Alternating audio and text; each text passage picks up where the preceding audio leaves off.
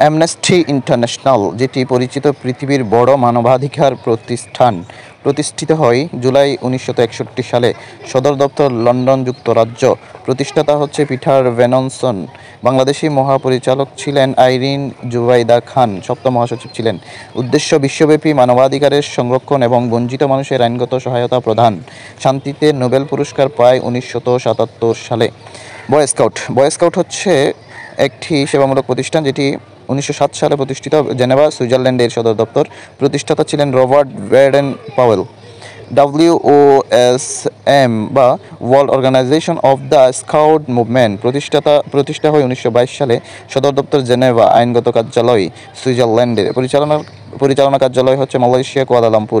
Bangladesh scout আন্দোলনের নাম হচ্ছে জাম্বুরি বাংলাদেশ, 1972 সাল থেকেই বা প্রতিষ্ঠিত 1972 সাল।